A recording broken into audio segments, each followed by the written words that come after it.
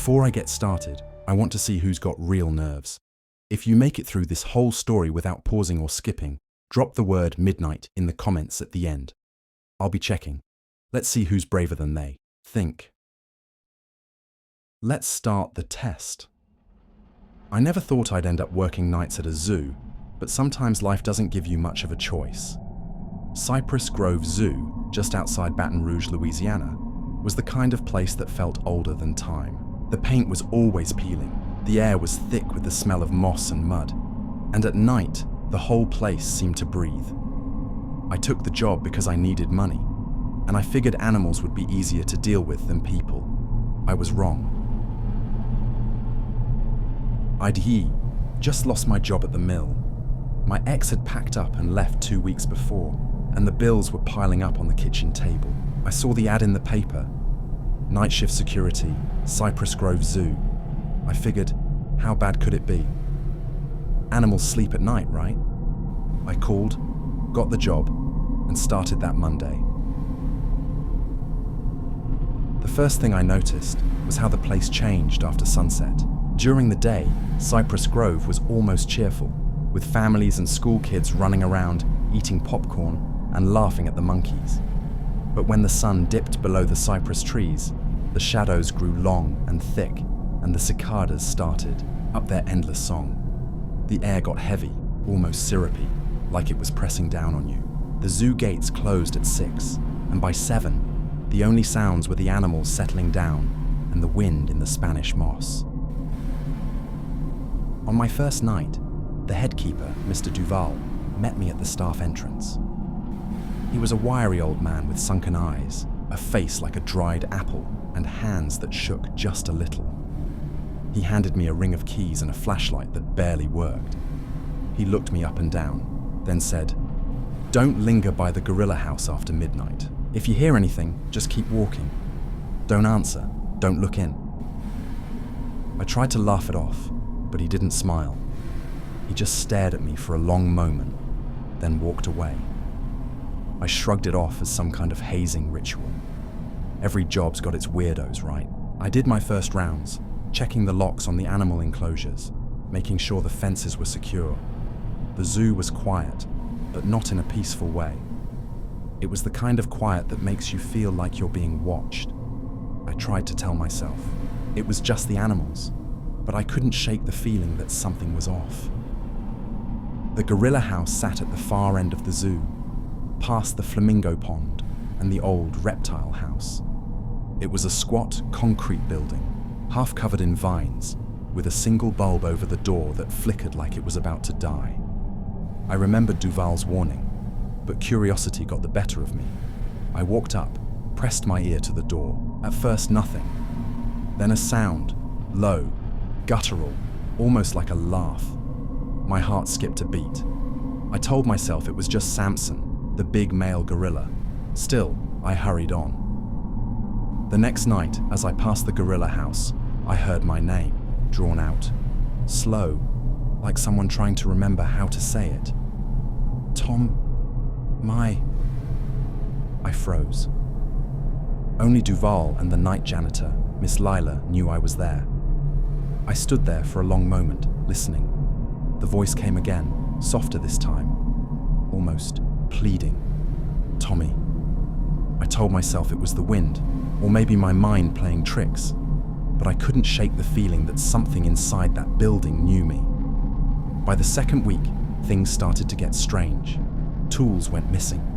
Doors I knew I'd locked were left ajar. Once, I found a pile of rocks stacked in a perfect little pyramid outside the staff entrance. Another time, a line of muddy handprints led up the wall, stopping just below the security camera. I asked Duval about it, but he just shook his head and said, "They're smart, smarter than you think, smarter than they let on." Then he walked away, muttering to himself. I started to notice other things too. The animals were restless at night. The lions paced their cages, tails twitching. The parrots screeched at shadows. Even the old alligator, Big Joe, would thrash in his pool whenever I walked by. But it was the gorilla house that bothered me most. Every night, I'd find something out of place. A feeding bucket moved. a broom left in the middle of the floor. Once, I found the door to Samson's enclosure wide open, though the locks were still in place, and the big ape was sitting in the corner, staring at me with those dark, deep-set eyes. One night, I was making my rounds when I heard a loud crash from the gorilla house. Against my better judgment, I went to check. The door was ajar. Inside, the air was thick and hot, smelling of sweat and old straw. The gorillas were nowhere to be seen. I called out, but got no answer. Then I heard it, a deep, rumbling laugh echoing from the darkness. I shone my flashlight, but the beam barely cut through the gloom. Suddenly, a massive hand slammed against the glass, inches from my face. I stumbled back as Samson stared at me with eyes that seemed almost human. I swear, for a second, I saw something else reflected in the glass. A pale, thin face, just behind my own. After that, I started keeping my distance. I did my rounds quickly, avoided the gorilla house after midnight. But the feeling of being watched only got stronger. Sometimes, I'd catch a glimpse of movement out of the corner of my eye, a shadow slipping between the trees, a flash of white at a window. Once, I found a child's shoe in the mud outside the gorilla house. It was old, cracked, covered in dirt. I picked it up, turned it over in my hands, then tossed it in the trash. I didn't want to think about how it got there. The next morning, Duval didn't show up. The staff said he'd called in sick, but I overheard someone whispering that he hadn't been home all night. His car was still in the lot, keys in the ignition. I started to wonder if the gorillas had something to do with it. Maybe he'd broken his own rule. That weekend, the zoo hosted a night tour for VIP donors. I was assigned to keep watch over the gorilla house. As the group passed, a little girl stopped and stared at the window. "Who's that?" she asked, pointing. I looked, but saw nothing. "There's nobody there, honey." She shook her head. "He's waving at me." I hurried the group along, but couldn't shake the feeling we were being watched. After the tour, I did my rounds. When I reached the gorilla house, the door was wide open. Inside, the air was colder than usual. I heard whispering, low, urgent, almost pleading. I followed the sound to the back, where I found a small door I'd never noticed before. It was slightly ajar. Inside was a narrow stairway leading down into darkness. Against every instinct, I went down. The air grew colder, the smell of earth and rot stronger. At the bottom was a small room, walls covered in old, faded handprints. In the corner, something moved. It was Duval, or what was left of him. He was sitting on the floor, rocking, muttering to himself. His eyes were wide, unblinking. "They know," he whispered. "They know what we did." I dragged him upstairs and called 911. The paramedics said he was in shock, dehydrated but otherwise unharmed. The police asked what happened, but I had no answers. That night, I searched the records, old logs, anything I could find. That's when I found it. A newspaper clipping from 1978, buried in the back of a file cabinet. Local boy, missing after break-in at zoo. The article said a boy had snuck into the gorilla house after hours and vanished. The staff claimed he'd run away, but his parents never believed it. The case was never solved. After that, things got worse. Every night I'd hear footsteps behind me as I walked the paths. Sometimes I'd see a pale face at the window of the gorilla house, just for a second, then gone. The animals grew more agitated. One night, I found all the feeding buckets stacked in a perfect circle in the middle of the path. Another time, I found the word "stay" scratched into the dirt outside the staff entrance. My last night on the job, I decided to confront whatever was haunting that place.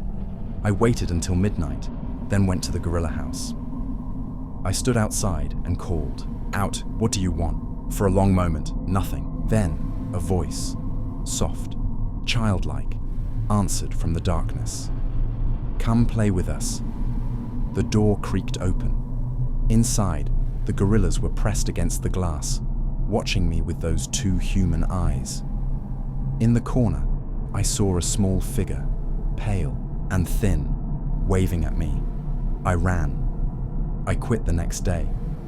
But before I left, I got a letter in the mail. No return address. Inside was a single photograph, me standing outside the gorilla house, with the little boy's face pressed against the glass. Behind me, I showed it to the staff, but nobody recognized the boy. Nobody but Duval, who just shook his head and whispered, "Some things are better left alone." I haven't been back to Cypress Grove since. Sometimes, late at night, I dream about those eyes watching me from the darkness. I wake up with the smell of straw and sweat in my nose, and the sound of laughter echoing in my ears. If you ever find yourself alone in a zoo after midnight, remember this: some games aren't meant to be played, and some doors should never be opened. If you made it this far, drop midnight in the comments and tell me, would you have gone down those stairs or would you have run? Sleep tight, y'all, and don't look in the shadows.